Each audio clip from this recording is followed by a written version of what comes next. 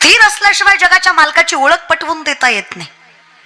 आणि स्थिर होण्यासाठी मन स्तब्ध असणं, स्टेबल असणं अगदी गरजेचं आहे.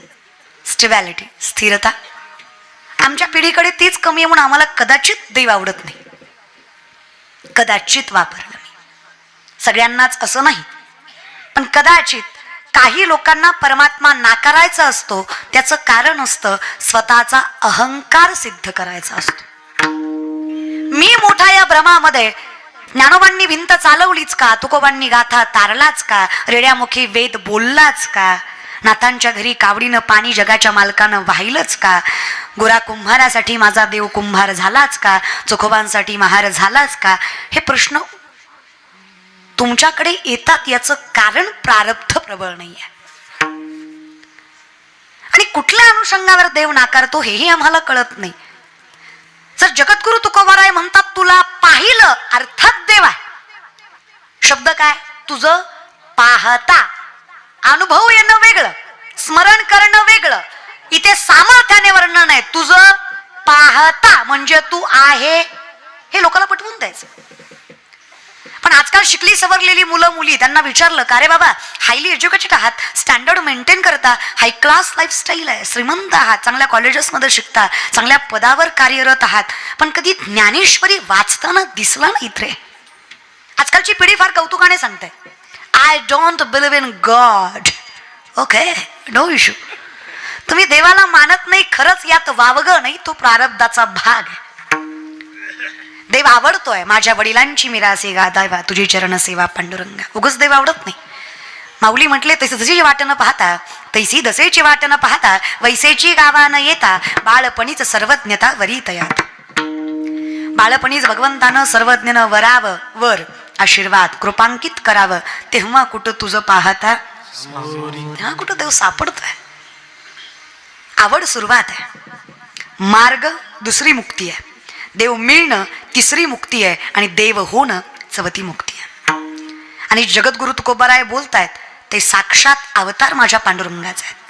तुकिता तुलनीसी ब्रह्म तुकासी आले, म्हणून रामेश्वरे चरणी मस्तक ठेविले. आणि म्हणतायत ते कोण आहेत? ज्यांनी अखंड विरोध केला त्यांच्या काव्यरचनेला. ते म्हणतायत तुकाराम नाम घेता, ते म्हणतात तुका विष्णू नाही म्हणे रामेश्वर भट्ट. म्हणणार कोण आहे हे पण लक्षात घ्या बरं का.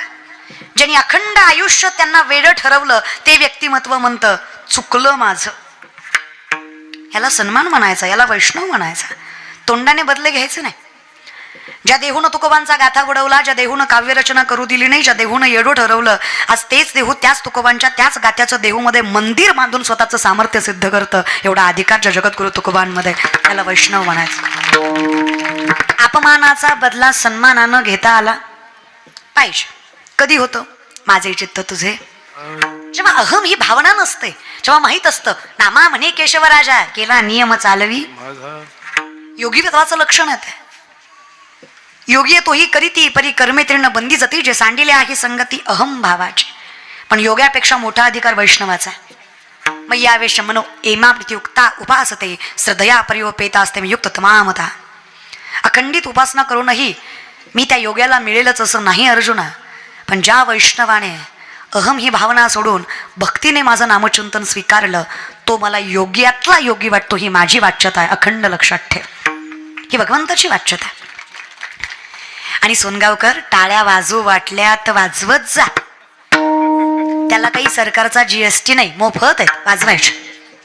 टाळी वाजवणं ज्ञानी माणसाचं लक्षण आहे. तुम्हाला एखादी गोष्ट कळतीये हे आम्हाला कळावं म्हणून तुम्ही टाळी वाजवली तर हरकत.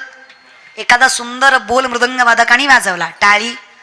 एखादा आरोह अवरोह गोड गायला गायनाचार्यांनी टाळी. एखादं कीर्तनकाराचं वाक्य पटलं टाळी. वो कैसा होता है ना साहब, बगीचे की खुशबू माली से होती है, कलाकार की दाद ताली से होती है. टाळी तर वाजलीच पाहिजे नाही का.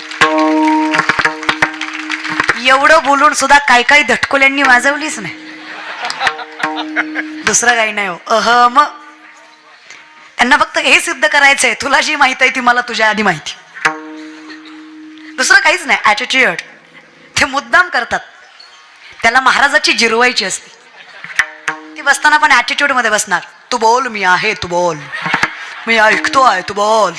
मी बसलोय, येत नाही आपण कोणाच्या कीर्तनाला, तुझं नाव ऐकून आलोय, बघतोय कसं करतेय, बोल. अशा एका ॲरोगंट मध्ये मलाही भीती दाखवू नका ना, एका आनंदाने बसा. तुमची लेख भाषण चुकली तरी तुम्ही टाळ्या वाजवता, मग तुमचीच लेख समजून कीर्तन ऐकण्यात काय अवघड आहे? तेवढं मोठं मन करून प्रेमाने बसा की. काय लागतं त्याला? मी काय आणि तुमची काय, लेखच आहे ना शेवटी. तशाच आनंदाने बसा. हसू वाटलं मोठ्याने हसा, रडू वाटलं मोठ्याने रडा. जगाच्या मालकाशिवाय कोणासाठी रडायचं नाही आणि जगाच्या मालकाच्या दाराशिवाय कुठे रडायचं नाही, कधीच नाही. देवाशिवाय रडायचं कारण नसलं पाहिजे, कारण देवाशिवाय सत्य कोणी नाही. देवाच्या दाराशिवाय कुठं रडलं नाही पाहिजे, कारण आपल्या त्रासात त्रासावेल असा विठेवरच्या मालकाशिवाय दुसरा कोणी. किती सोपं आहे ना, हरकत नाही. आनंद. नाचू वाटलं नाचा. आता यांचं काही नाही, पण ह्यातली एखादी म्हणून नाचले असते ग, फार नाचू वाटतं यांच्याकडे बघून. पण ज्यांच्या संग गाठ बांधली तो गुणाचा नाही ग. त्याला जर चुकून कळलं नाचत होती सप्त्यात, तर घरी गेल्या गेल्या कीर्तन घेईल माझं. घरी गेल्या गेल्या म्हणीन लय संती नालती मंडपात तुझ्या अंगात, तू ये घरी, तुझी महाराजीन काढी तो नाचत होती होय. मला एका कौतुक वाटतं बरं का एका प्रश्नाचं, विचारते मी तुम्हाला. काय लोकांचा बघण्याचा पॉइंट ऑफ व्ह्यू आहे, दृष्टिकोन आहे. जी पोरगी वरातीत नाचते ती सुशिक्षित आहे आणि जी कीर्तनात रमते ती मात्र नालायक आहे. ज्या बाईनं अखंडितपणे संस्कार मर्यादा संस्कृती सांभाळून संसार केला, ती माझी माय परिस्थितीमुळे कमी शिकली म्हणून ती लोअर क्लास आहे. आमच्यासारख्या शिकल्या फार, पण ज्यांना मर्यादा संस्कृती मोठ्यांचा आदर कधीच करता आला नाही. आम्ही चपल्या घालून चपात्या लाटतो, पण आम्ही हाय क्लास. सोसायटी खतरनाक आहे का समाजाची. जो देवाला मानतो तो मूर्ख आहे, जो देवाला मानत नाही तो शहाणा आहे. धोतर घालणारा अनएज्युकेटेड, गंध न लावणारा वेल एज्युकेटेड. ज्ञानेश्वरी वाचतो तो मूर्ख, पण एखादं इंग्लिश पुस्तक वाचतो तो मात्र हुशार. माऊलींनी काय गोड वर्णन केलं. सावध सांगे संतोषाला खोकड पुस्तक वाचे. अरे पुस्तकं वाचून तर खोकडी शाणी झाली, त्याला ज्ञान कसं म्हणावं. जर ज्ञानीच म्हणायचं असेल तर मोठकी देहाकृती उमटे, निज ज्ञानाची पहाट फुटे, सूर्या पुढे प्रगटे प्रकाश जैसा. ज्ञानी त्याला म्हणावं ज्याचं ज्ञान आत्म्याच्या अगोदर आलं. उपजता ज्ञानी हे वर्म जाणोनी आले लोटांगणी. हे ज्ञान आहे जे आमच्या अगोदर आलं. आत्म्याचा स्वरूप जरी ज्ञान असलं तरी न्यायशास्त्र सांगतं आत्मा निर्गुण निराकार आहे, त्याला कुठलं रूप नाहीये, तो जात नाहीये. रंग नहीं रूप नहीं नहीं वर्ण छाया, नहीं रूप नहीं वर्ण छाया, नहीं रूप नहीं वर्ण छाया, रंग नहीं रूप नहीं वर्ण छाया. निराकार निर्गुण तू चिरगुराया, निराकार निर्गुण तू चिरगुराया, निराकार निर्गुण तू चिरगुराया, निराकार निर्गुण तू चिरगुराया. हो मैं गुलाम मैं गुलाम मैं गुलाम तेरा, मैं गुलाम मैं गुलाम मैं गुलाम तेरा, मैं गुलाम मैं गुलाम मैं गुलाम तेरा, मैं गुलाम मैं गुलाम मैं गुलाम तेरा, मैं गुलाम तेरा, मैं गुलाम तेरा. रंग नाही रूप नाही नाही वर्ण छाया. परमात्मा तुला कुठलं स्वरूप नाहीये, तरी सुद्धा आम्हाला तू दिसतोयस, कारण आम्हाला ज्ञात आहे आमचं अस्तित्वच तुझ्यामुळे. हे जे काही आहे हे तुझ्यामुळे आहे हे आम्हाला ज्ञात आहे. सत्य तू सत्य तू सत्य तू विठ्ठला, बाकी सगळा जगत भास आहे. मैं गुलाम माझे चित्त तुझे. जर तुझ्यामुळेच अस्तित्व आहे तर मी नाकारणार तरी काय आहे. अहम वैश्वानरो भूत्वा प्राणिनाम देहमाश्रित प्राणापान समायुक्त पच्चमेन्यम चतुर्विध. बोलवणं चालवणं सोड अर्जुना, सूक्ष्मता लक्षात घे. तुझं अन्न पचवणारा जठरामधला अग्नी सुद्धा मीच आहे. पंचमहाभूत मी, अणुरेणू मी, सुरुवात मी, शेवट मी, अनंत काल मी. मग तूही मी आणि मीही तूच. मग तू नेमकं भान कशाचं विसरतोयस. अस्तित्व नाकारायला नको, काळजीच करू नकोस. जोपर्यंत मी पाठीशी आहे तू तरणार आहेस. पण लक्षात ठेव, जर पुढच्या व्यक्तींना तू तुझं समजलंस तर ते तुला मारल्याशिवाय राहणार. अगदी आमची अवस्था तशीच आहे. माया मोह अशा वासना यांना जर आम्ही आमचे समजत बसलो तर ते आमचा अंत करतील. आम्ही त्यांचा अंत करणं हा आमचा धर्म आहे. तुकोबाराय म्हटलंय, माझा प्राण गेल्यानंतर घरचे माझ्या रडणारच नाहीत. रडती माया मोह रात्रंदिवस. हे वैष्णवाचं आयुष्य, ज्यांनी अखंडितपणे जगाच्या मालकाशिवाय दुसरं कुठंच मन जाऊ दिलं नाहीये. ज्यांनी भक्त ऐसे जाना जे देही उदास गेले आशा पाश. पण त्यांना सामर्थ्य किती मिळालं, विषय तो त्यांचा. किती करावं देवाने, काय केलं नाही सांगा. माऊली म्हणले, किती करशील विठ्ठला, तू गुरुबंधू पिता, तू अमुची इष्ट दैवता, तूही सदा रक्षिता, आपदी अमूत. गुरु बंधू माय बाप सगळं झालास, आपदी म्हणजे संकट, रक्षिता म्हणजे रक्षण करायला विसरलं. पितामहा भीष्माने वचन दिलं कृष्णाला, काही झालं देवा तू शस्त्र उचलायचं नाही. अर्जुनाच्या रथाचा पाय गेला, कौरवांनी बाणावर बाण मारला, देवाला सहन झालं नाही. देवाने सुदर्शन चक्र फिरवलं. भीष्माने विचारलं, देव असणार आहे, परमात्मा असून वचन मोडलं. देवाने सांगावं, पितामह स्वतःचं वचन मोडेल पण डोळ्या देखत भक्तावर झालेला अन्याय कधी सहन करणार नाही. हे सगळ्यात मोठं वचन आहे माझं. माझं सगळ्यात मोठं वचन आहे. मागे पुढे उभा आहे.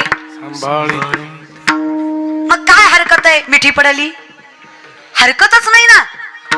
कायिक वाचिक मानसिक परमार्थाला काही तत्व आहे का.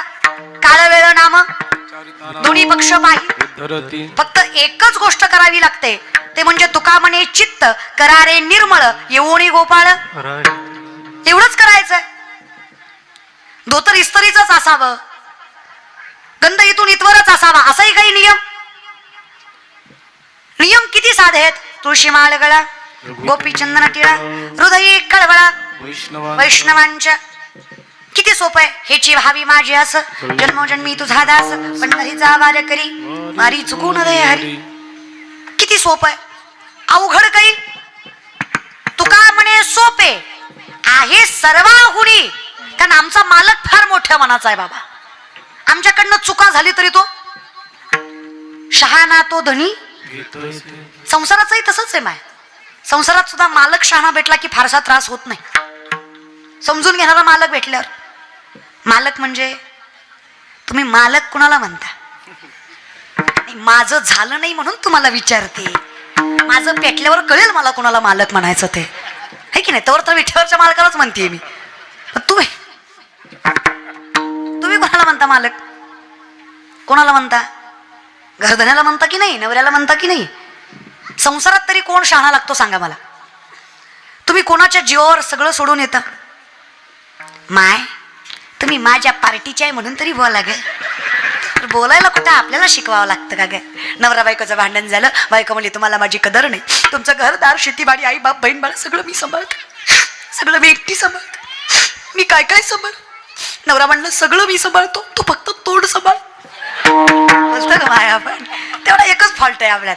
तुम्ही लय खुश होऊ नका, तुम्ही गुणाचं नाही. असं फार कौतुक वाटू देऊ नका की महा हे असं काय आहे नाही. हे बोलतात त्याचं कारणच तुम्ही. काय लागतं बायकांना दादा, दोन शब्द प्रेमाने बोलत जा की अखंड संसार सांभाळते तुमचा ती. हा, सासूनं बोलावं, सासऱ्यानं बोलावं, जावेनं बोलावं, नंदेनं हिनवावं, अख्ख्या जगानं त्रास द्यावा, पण नवऱ्यानं म्हणावं सोबत आहे मी तुझ्या, विश्वास आहे माझा तुझ्यावर. बाई सगळी संकट एका पायावर सहन करते, फक्त नवरा विश्वास ठेवणारा पाहिजे. वाजवा टाळ्या, वाजवा, तुम्ही वाजवा, त्यांचं जाऊ द्या. खऱ्याला खरं म्हणत जा रे दादा. मी नाही म्हणत आहे, माझा काय संबंध हे सांगायचा. माझं ज्ञानोबा राय म्हणतात, जरी सख्याचा जिव्हाळा बाय सासरवास साहे. माऊली म्हणतात, नवऱ्याने त्रास दिला नाही की बाईला सगळा त्रास सहन करायची ताकद मिळते. आमचंही तसंच आहे. विठेवरचा मालक पाठीशी असल्यामुळे प्रत्येक संकटाला तोंड द्यायचं सामर्थ्य वैष्णवात येतं. मालक शहाणा असतो, खूप देतो आमचा मालक, खूप. विचार करणार नाही एवढा, आमच्या कल्पनेच्या बाहेर देतो. 23-24 वर्षाची पोरगी आहे मी. काय ताकद असणार आहे आमच्यात. हरिपाठाचा अर्थ कळावा का ज्ञानेश्वरीचा अर्थ कळावा एवढी पात्रता नाहीच आहे आमची. फक्त ज्ञानोबरायांच्या समाधीला मस्तक लावलं, ज्ञानोबरायांनी एवढी कृपा केली, आज अख्खा महाराष्ट्र आमच्या चरणावर मस्तक ठेवतो का, तर आम्ही ज्ञानोबरायांना माय मांडलं. काय ताकद असतं ना संतांना. करायचं फक्त एवढंच आहे, माझे चित्त तुझे काहीच नाही करायचंय. कुठल्याही अंगणे फक्त भजायचं त्याला. करारविंदे